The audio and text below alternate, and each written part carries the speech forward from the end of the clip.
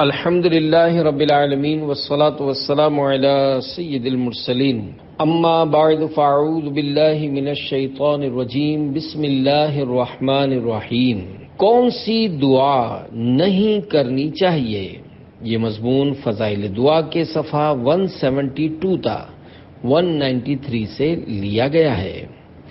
دعائے عطار، یا رب کریم، جو کوئی رسالہ کون سی دعا نہیں کرنی چاہیے کہ 22 صفحات پڑھ یا سن لے، اسے صحیح معنی میں دعا کرنا آ جائے اور وہ بے حساب بخشا جائے۔ آمین بجاہ النبی الامین صلی اللہ علیہ وآلہ وسلم۔ درود شریف کی فضیلت حضرت علامہ مجد الدین فیروز آبادی رحمۃ اللہ علیہ سے منقول ہے، جب کسی مجلس میں یعنی لوگوں میں بیٹھو اور کہو بسم اللہ الرحمن الرحیم وصلی اللہ علی محمد، تو اللہ پاک تم پر ایک فرشتہ مقرر فرما دے گا جو تم کو غیبت سے باز رکھے گا، اور جب مجلس سے اٹھو تو کہو بسم اللہ الرحمن الرحیم وصلی اللہ علی محمد، تو فرشتہ لوگوں کو تمہاری غیبت کرنے سے باز رکھے گا۔ فصل ہفتم، کن کن باتوں کی دعا نہ کرنی چاہیے؟ قال الرضا، اس میں 15 مسئلے ہیں، 12 یعنی 12 ارشاد حضرت مصنف علام اور 3 ملحقات فقیر مستحام، یعنی حضرت مصنف علیہ رحمہ کے 12 ارشادات کے ساتھ اس فقیر کی 3 گزارشات۔ مسئلہ اولا، دعا میں حد سے نہ بڑھے، مثلا انبیاء علیہ السلام کا مرتبہ مانگنا یا آسمان پر چڑھنے کی تمنا کرنا۔ اسی طرح جو چیزیں محال یعنی ناممکن، محال جس کا وجود بداہتاً متصور نہ ہو، جیسے جسم کا حرکت و سکون سے عاری ہونا، یا نظری طور پر غیر متصور ہو، جیسا کہ شریک باری تعالیٰ کا وجود۔ محال کی 3 قسمیں ہیں، نمبر 1 محال عقلی، نمبر 2 محال شرعی، نمبر 3 محال عادی۔ اس بارے میں مزید تفصیل کے لیے المعتقد المنتقد ملاحظہ فرمائیں۔ یا قریب با محال ہیں نہ مانگے، ان اللہ لا يحب المعتدین، پارہ 2 سورہ بقرہ آیت 190۔ ترجمہ کنز ایمان، اللہ پسند نہیں رکھتا حد سے بڑھنے والوں کو۔ قال الرضا، در مختار وغیرہ میں اسی قبیل سے گنا۔ ہمیشہ کے لیے تندرستی و عافیت مانگنا کہ آدمی کا عمر بھر کبھی کسی طرح کی تکلیف میں نہ پڑنا بھی محال عادی ہے۔ محال عادی سے مراد یہ ہے کہ عموماً یا عادتاً ایسا ہوتا نہ ہو، مگر اس کا ہونا ناممکن بھی نہ ہو، کبھی کسی حکمت کے تحت ہو بھی سکتا ہے، مثلا کسی شخص کا ہمیشہ کے لیے صحت مند رہنا، بیمار نہ پڑنا۔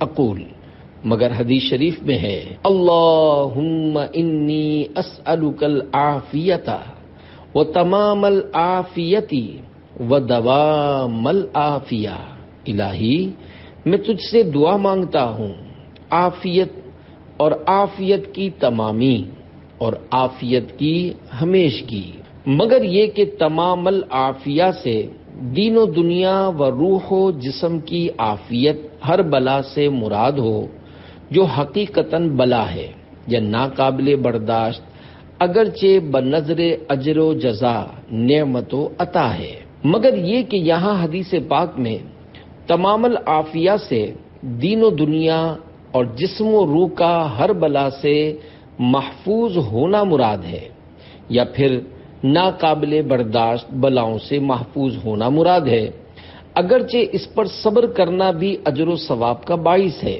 مختصر یہ ہے کہ تمام العافیہ سے ہر طرح کی بلا سے محفوظ ہونا ہرگز مراد نہیں، کیونکہ بعض بلائیں مثلا ہلکا بخار، زکام اور درد سر وغیرہ مصیبت و بلا نہیں بلکہ ایک طرح کی نعمت ہیں، جیسا کہ اعلی حضرت رحمت اللہ علیہ آگے خود وضاحت فرما رہے ہیں۔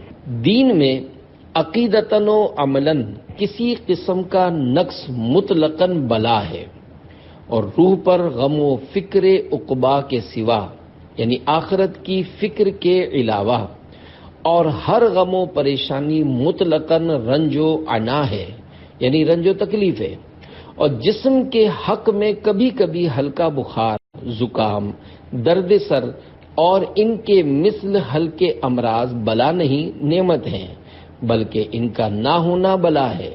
مردان خدا پر اگر 40 دن گزریں کہ کوئی علت و قلت نہ پہنچے، یعنی بیماری و پریشانی نہ آئے، تو استغفار و انابت فرماتے ہیں، یعنی توبہ کرتے اور رجوع لاتے ہیں کہ مبادا باغ ڈھیلی نہ کر دی گئی ہو، یعنی خدا نہ خواستہ توجہ نہ ہٹا لی گئی ہو۔ ہاں، سخت امراض مثلا جنون و جزام و برس و کوری یعنی اندھاپن و تعاون۔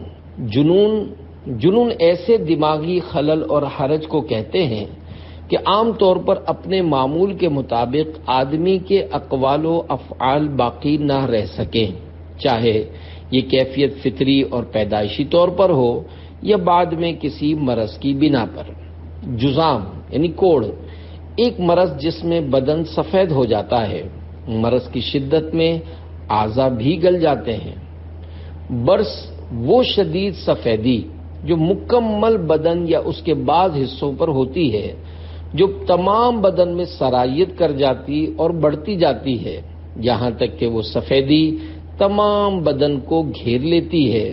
یہ کمزور اور اپاہج کر دینے والی بیماری ہے۔ طاعون ایک وبائی بیماری جس میں ایک پھوڑا بغل یا جانگ یعنی ران میں نکلتا ہے، اور اس کے زہر سے انسان بہت کم جاں بر ہوتا ہے۔ اس میں عموماً قے، غشی اور خفتان یعنی ایک بیماری جس میں دل کی دھڑکن بڑھ جاتی ہے کا غلبہ رہتا ہے۔ طاعون سے بھاگنے سے متعلق امام اہل سنت رحمۃ اللہ علیہ کا رسالہ تیسر المعون للسکنا فی الطاعون فتاوی رضویہ کی جلد 24 صفحہ 285 پر ملاحظہ فرمائیں۔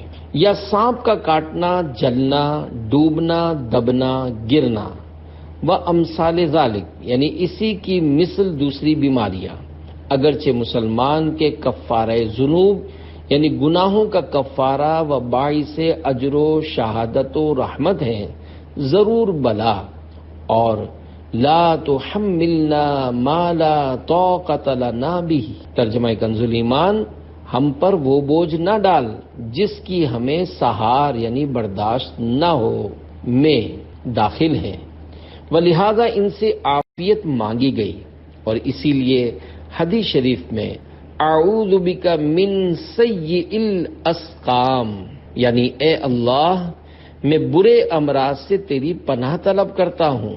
برے امراض کی قید لگا کر پناہ طلب کی تو تمام العافیتی و دوام کا یہی محمل اور کلام فقہا سے تنافی زائل، یعنی ہماری مذکورہ بالا بحث سے وہ حدیث پاک جس میں الہی میں تجھ سے مانگتا ہوں عافیت اور عافیت کی تمامی اور عافیت کی ہمیشگی فرمایا گیا، اور کلام فقہا جو ابی در مختار کے حوالے سے گزرا کہ ہمیشہ کے لیے تندرستی و عافیت مانگنا، کہ آدمی کا عمر بھر کبھی کسی طرح کی تکلیف میں نہ پڑنا بھی محال عادی ہے، کے مابین پیدا ہونے والا یہ ظاہری تعارض دور ہو گیا، اور یہی تمام العافیتی کا مفہوم ہے کہ ناقابل برداشت بلاؤں سے حفاظت رہے۔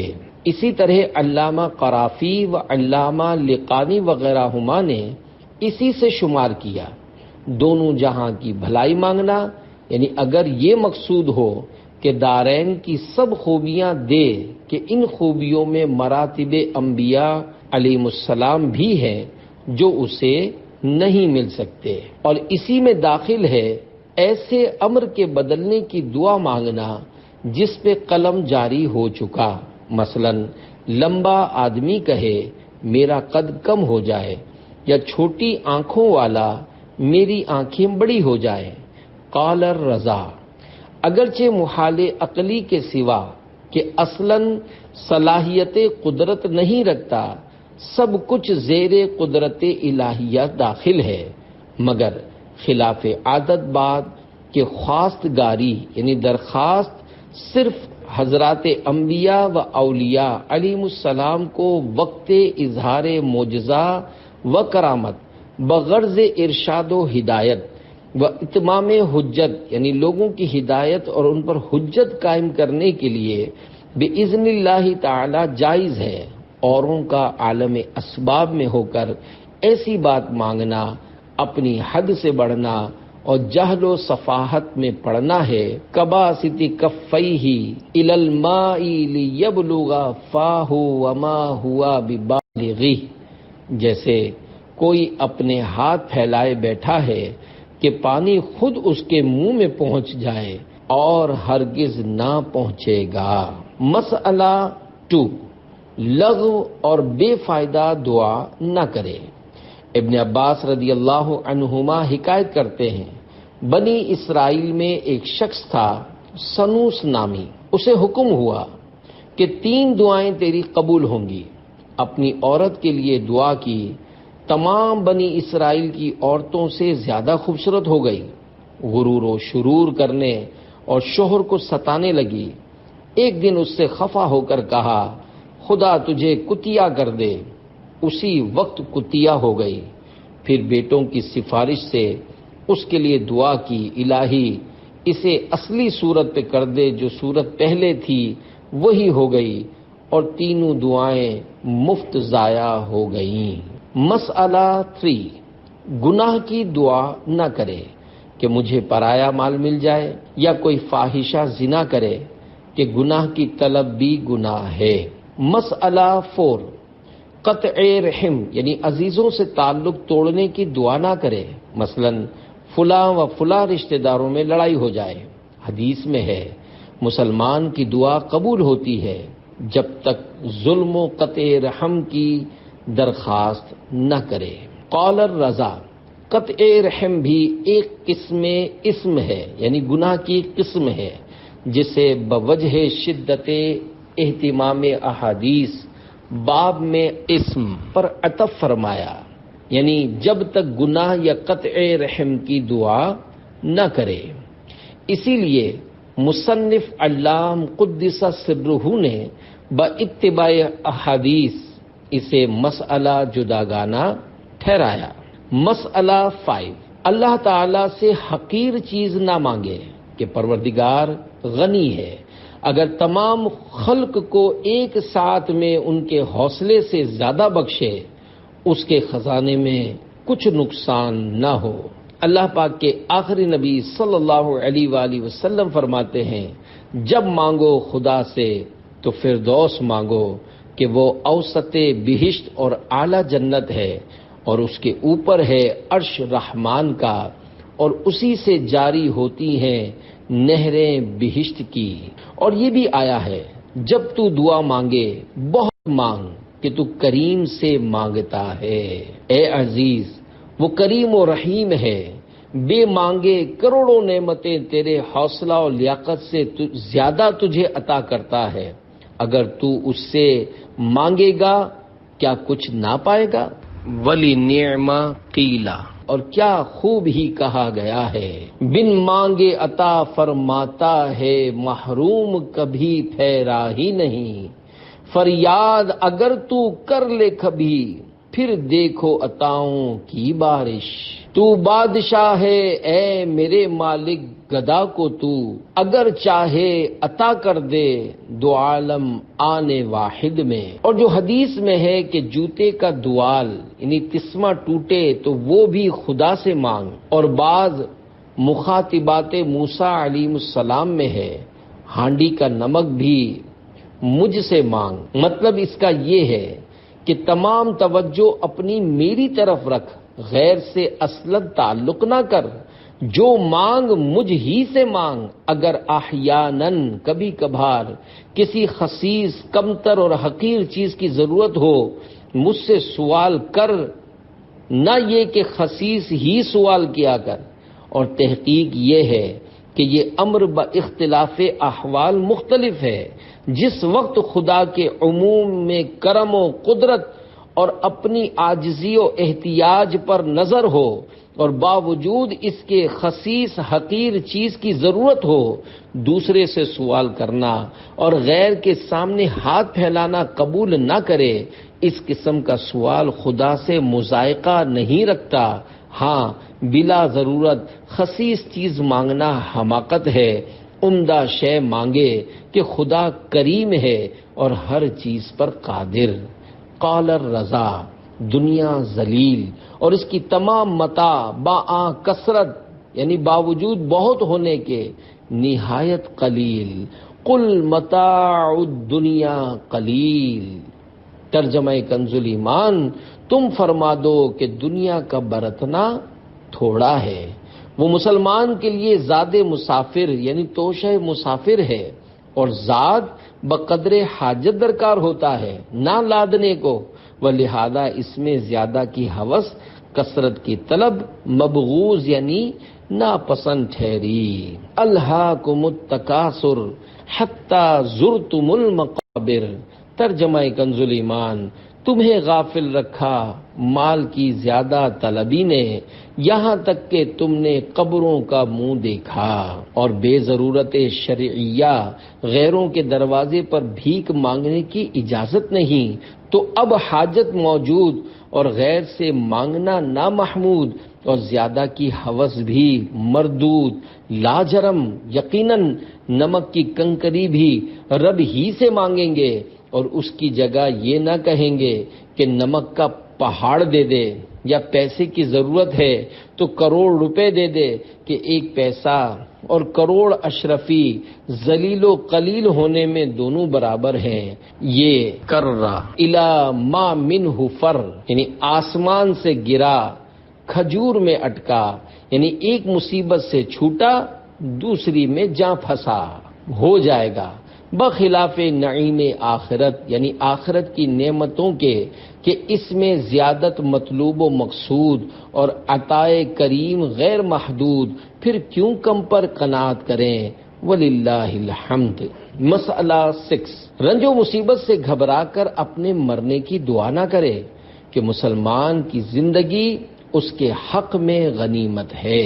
ابو ہریرہ رضی اللہ عنہ کہتے ہیں، ایک شخص شہید ہوا، برس دن بعد یعنی 1 سال بعد اس کا بھائی بھی مر گیا۔ طلحہ رضی اللہ عنہ نے خواب میں اس کو دیکھا کہ شہید سے بہشت میں آگے جاتا ہے۔ خواب رسول اللہ صلی اللہ علیہ وآلہ وسلم سے بیان کیا، اور اس کی پیش قدمی یعنی شہید سے آگے جانے پر تعجب کیا۔ فرمایا، جو پیچھے مرا کیا اس نے 1 رمضان کا روزہ نہ رکھا اور 1 سال کی نماز ادا نہ کی؟ یعنی مقام تعجب نہیں کہ اس کی عبادت اس کی عبادت سے زیادہ ہے۔ اے عزیز، وہاں کے لیے کیا جمع کیا کہ یہاں سے بھاگتا ہے؟ اگر موت کی شدت و سختی سے واقف ہو تو آرزو کرے کاش تمام دنیا کی تکلیف مجھ پر ہو اور چند روز موت سے مہلت ملے۔ رسول اللہ صلی اللہ علیہ وآلہ وسلم فرماتے ہیں، رنج کے سبب سے موت کی آرزو نہ کرے۔ اگر ناچار ہو جاؤ، کہو اللہم احیینی ما کانت الحیات خیرا لی وتوفنی اذا کانت الوفات خیرا لی۔ خدایا مجھے زندہ رکھ جب تک زندگی میرے حق میں بہتر ہے، اور مجھے وفات دے جس وقت موت میرے حق میں بہتر ہو۔ ایک شخص نے پوچھا، بہتر لوگوں کا کون ہے؟ یعنی لوگوں میں سے بہترین شخص کون ہے؟ فرمایا، جس کی عمر دراز ہو اور کام اچھے۔ عرض کی، بدتر لوگوں کا کون ہے؟ فرمایا، جس کی عمر بڑی ہو اور کام برے۔ پس نیکوکار کے واسطے زندگی نعمت اور بدکار کے لیے زندگی نقمت یعنی سزا، مگر تمنا موت کی اس خیال سے کہ جس قدر جیوں گا یعنی زندہ رہوں گا زیادہ گناہ کروں گا، نادانی ہے۔ اگر گناہوں کو برا جانتا ہے تو ان کے ترک پر مستعد یعنی تیار ہو، یعنی اگر گناہوں کا برا جانتا ہے تو گناہ چھوڑنے پر کمر بستہ ہو اور عمر دراز طلب کرے تاکہ عبادت و ریاضت سے ان کا تدارک یعنی تلافی کرے۔ ان الحسنات یذہبن السیئات، ترجمہ کنز ایمان، بے شک نیکیاں برائیوں کو مٹا دیتی ہیں۔ حضرت مریم رضی اللہ عنہا کا فرمان، یا لیتنی مت قبل ھذا وکنت نسیا منسیا، ترجمہ کنز ایمان، ہائے کسی طرح میں اس سے پہلے مر گئی ہوتی اور بھولی بسری ہو جاتی۔ دعا با ہلاک نہیں بلکہ آرزو اور تمنا زمانہ ماضی کی ہے، اور رنج و مصیبت سے گھبرانے کی قید اس لیے ہم نے ذکر کی کہ یہ دعا یعنی مرنے کی دعا بسبب شوق وصل الہی و اشتیاق لقائے صالحین درست ہے۔ حضرت یوسف علیہ السلام دعا کرتے تھے، توفنی مسلما والحقنی بالصالحین، ترجمہ کنز ایمان، مجھے مسلمان اٹھا اور ان سے ملا جو تیرے قرب خاص کے لائق ہیں۔ اللہ پاک کے آخری نبی صلی اللہ علیہ وآلہ وسلم سے منقول ہے، اے اللہ جب تو کسی قوم کے ساتھ عذاب و گمراہی کا ارادہ فرمائے یعنی ان کے اعمال بد کے سبب، تو مجھے بغیر فتنے کے اپنی طرف اٹھا۔ حدیث میں ہے، فرماتے ہیں کوئی تم سے موت کی آرزو نہ کرے مگر جب کہ اعتماد نیکی کرنے پر نہ رکھتا ہو۔ قول الرضا، خلاصہ یہ کہ دنیاوی مضرتوں سے بچنے کے لیے موت کی تمنا ناجائز ہے، اور دینی مضرت یعنی دینی نقصان کے خوف سے جائز، کما فی الدر المختار و الخلاصہ وغیرہ ہما۔ مسئلہ 7، بے غرض صحیح شرعی کسی کے مرنے اور خرابی کی دعا نہ مانگے۔ حضور اقدس صلی اللہ علیہ وآلہ وسلم فرماتے ہیں، جب سنو تم کسی مرد کو کہ کہتا ہے لوگ ہلاک ہوں تو وہ سب سے زیادہ ہلاک ہونے والا ہے، یعنی جو شخص اوروں کی ہلاکت و خرابی چاہتا ہے وہ سب سے زیادہ ہلاک و خراب ہوتا ہے۔ اور بعض ہلک الناس کو جملہ خبریہ کہتے ہیں، یعنی جو اوروں کو ہلاکت میں مبتلا و برا اور اپنے آپ کو ان سے بڑا جانتا ہے وہ سب سے زیادہ ہلاکت میں مبتلا اور برا ہے۔ واللہ اعلم بالصواب۔ حدیث شریف میں ہے، ایک شرابی کو رسول اللہ صلی اللہ علیہ وآلہ وسلم کے پاس حاضر لائے، حضور نے حد مارنے کا حکم دیا، کوئی اس کے دھول مارتا نہیں تھپڑ لگاتا، کوئی جوتے، فرمایا اس کی ملامت کرو۔ کسی نے کہا تجھ کو خدا کا خوف نہ آیا؟ کسی نے کہا تو رسول اللہ صلی اللہ علیہ وآلہ وسلم سے نہ شرمایا؟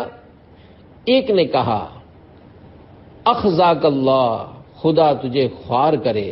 فرمایا یہ نہ کہو بلکہ کہو اللہم اغفر لہ، اللہم ارحمہ، خدایا اس کو بخش دے، خدایا اس پر رحم فرما۔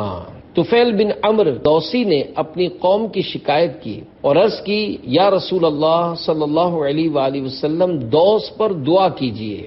حضرت طفیل بن عمرو دوسی یمن کے مشہور قبیلے دوس کے فرد تھے۔ یہ مکے ہی میں خدمت اقدس میں حاضر ہو کر مشرف با اسلام ہو چکے تھے، اور اس کے بعد اپنے وطن واپس گئے اور عرصے تک وہیں رہے۔ خیبر کے موقع پر اپنے متبعین کے ساتھ خیبر ہی میں حاضر ہوئے، پھر مدینہ طیبہ میں رہنے لگے۔ جنگ یمامہ میں شہید ہوئے، ان کا خطاب ذو النور بھی ہے۔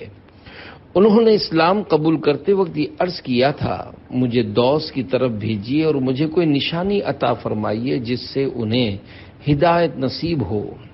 اللہ پاک کے پیارے نبی صلی اللہ علیہ وآلہ وسلم نے دعا فرمائی، اے اللہ اسے نور عطا فرما، اس دعا کی برکت سے ان کی دونوں آنکھوں کے درمیان ایک نور چمکتا تھا۔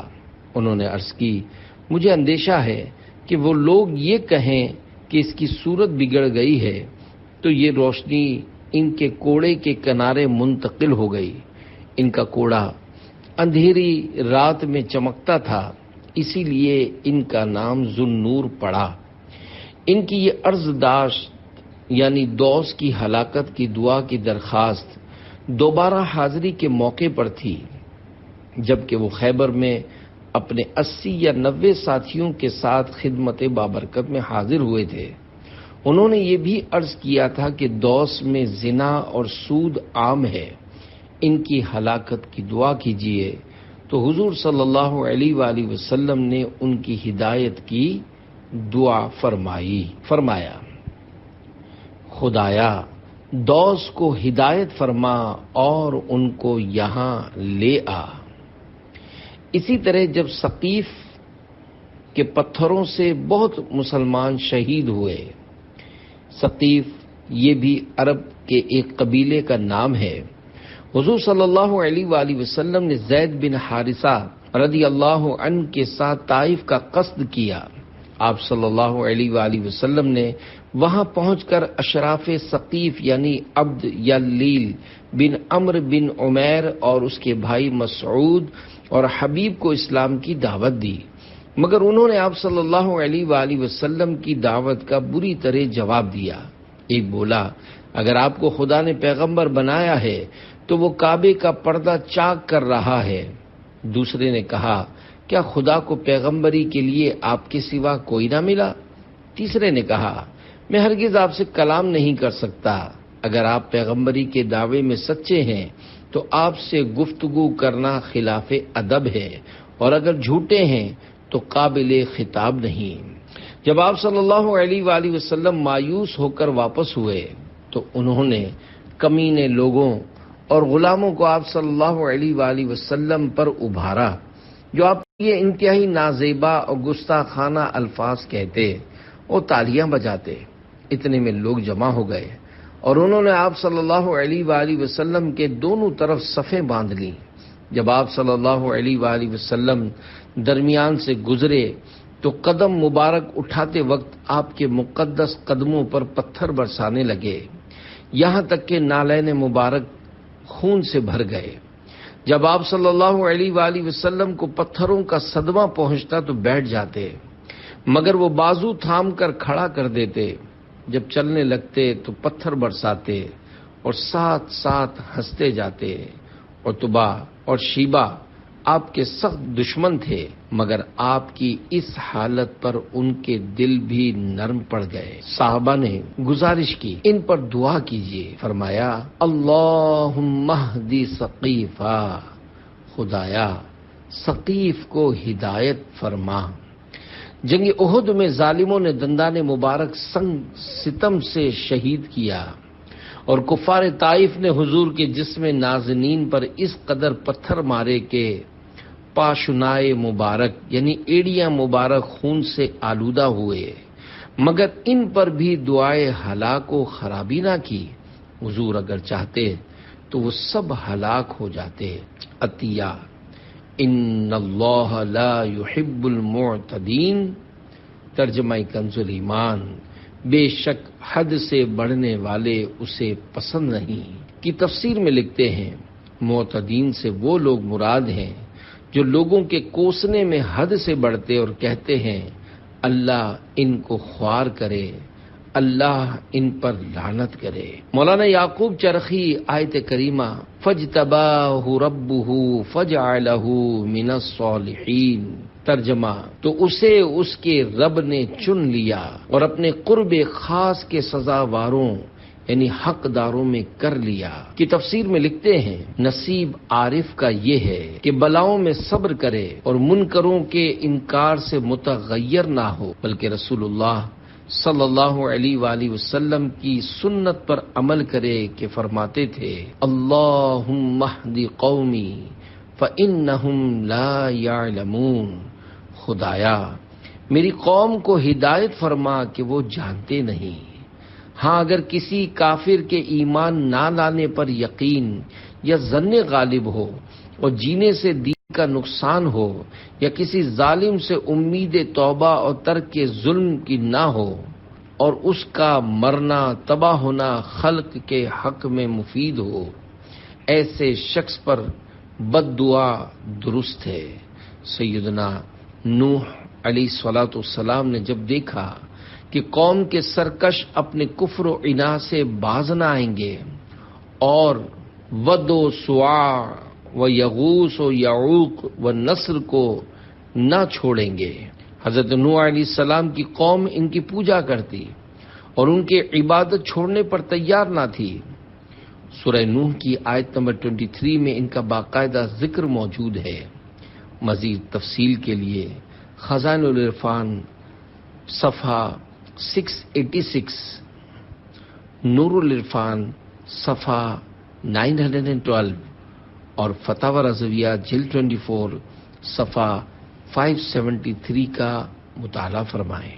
جناب الہی میں عرض کی، رب لا تذر علی الارض من الکافرین دیارا، خدایا زمین پر کافروں میں سے کوئی گھر والا نہ چھوڑ۔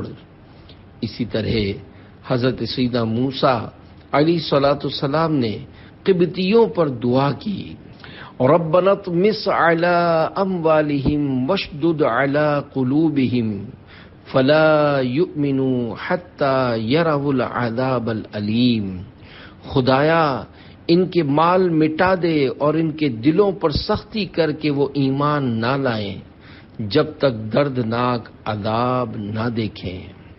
اور اسی قسم کے اغراض کے واسطے ہمارے پیغمبر صلی اللہ علیہ وآلہ وسلم سے بھی احیاناً کبھی کبھار بعض کفار پر دعا کرنا ثابت ہے۔ قال الرضا، بعض ان میں سے حضرت مصنف علام قدس سرہ نے سرور القلوب فی ذکر المحبوب کے باب معجزات میں ذکر فرمائی۔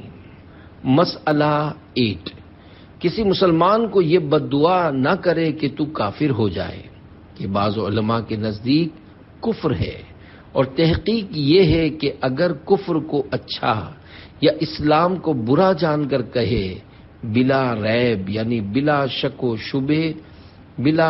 شبہ کفر ہے، ورنہ بڑا گناہ ہے کہ مسلمان کی بدخواہی، مسلمان کا برا چاہنا حرام ہے، خصوصاً یہ بدخواہی کہ سب بدخواہیوں سے بدتر ہے۔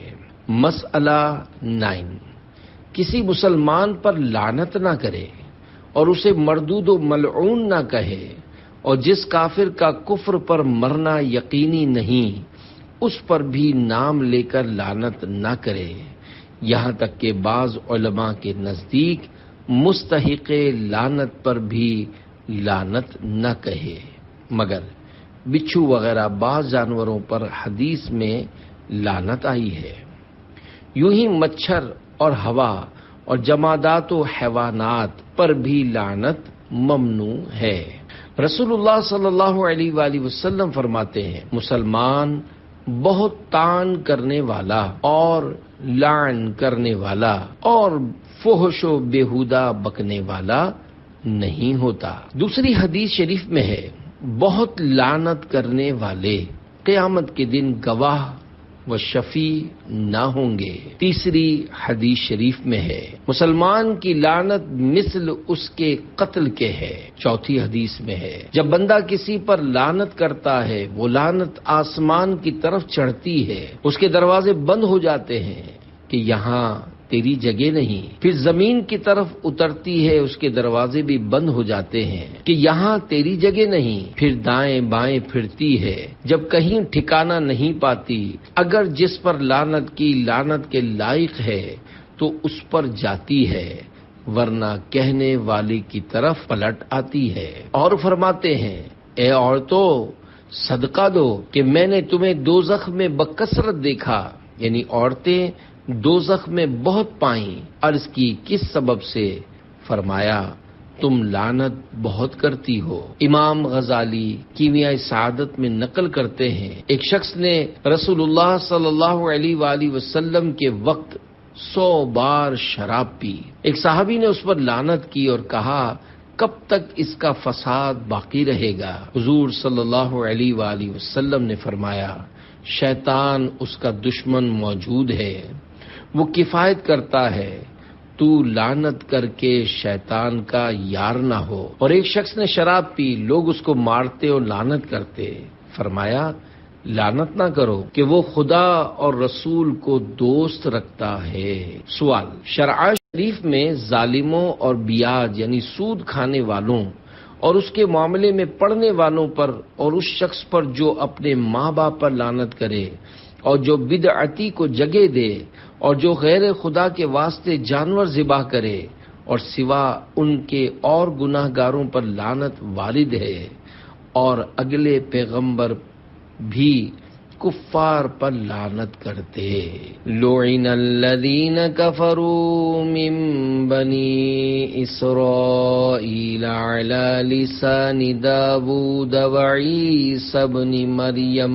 ترجمہ کنز الایمان، لعنت کیے گئے وہ جنہوں نے کفر کیا بنی اسرائیل میں داود اور عیسیٰ بن مریم کی زبان پر، اور فرشتے بھی ان پر لعنت کیا کرتے ہیں۔ اولئک جزاؤہم ان علیہم لعنت اللہ والملائکۃ والناس اجمعین خالدین فیہا۔ ترجمہ کنز الایمان، ان کا بدلہ یہ ہے کہ ان پر لعنت ہے اللہ اور فرشتوں اور آدمیوں کی، سب کی ہمیشہ اس میں رہیں۔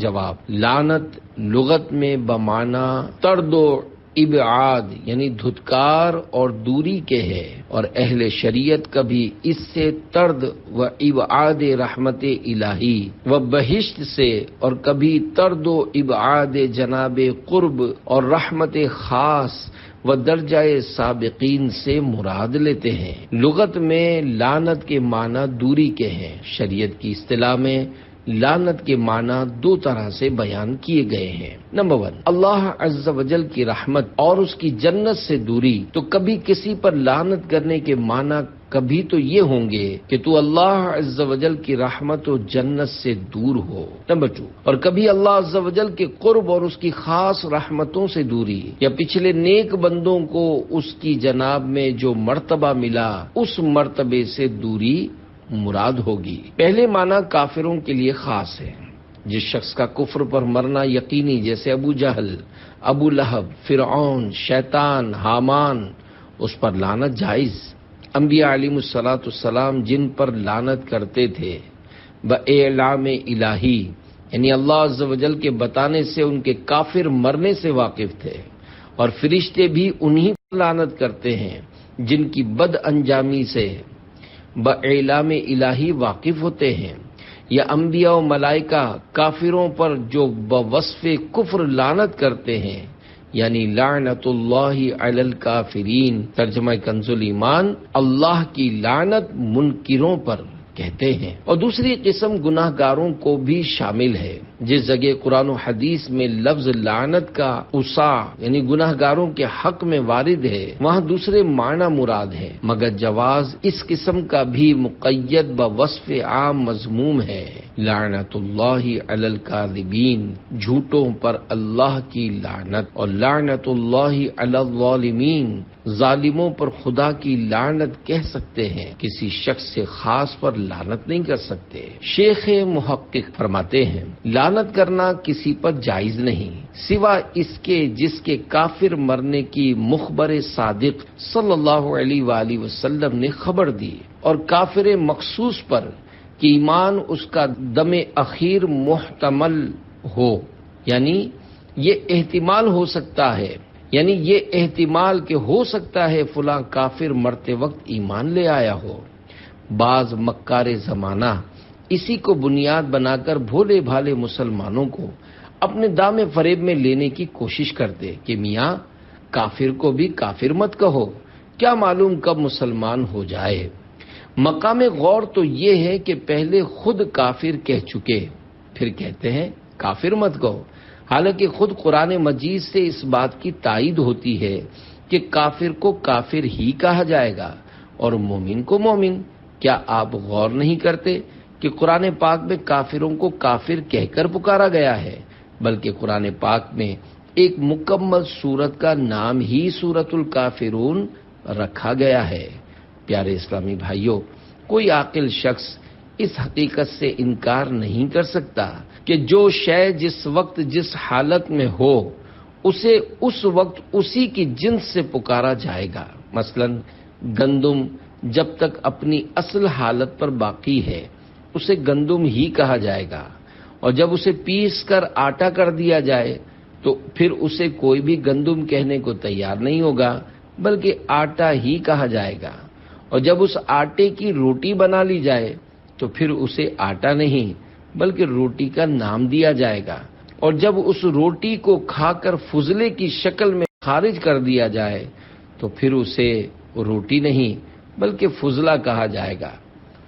اس وقت ان حضرات کو یہ باتیں نہیں سوچتی کہ گندم کو گندم مت کہو، کیا معلوم کب آٹا ہو جائے، اور آٹے کو آٹا مت کہو، کیا معلوم کب روٹی ہو جائے، وغیرہ۔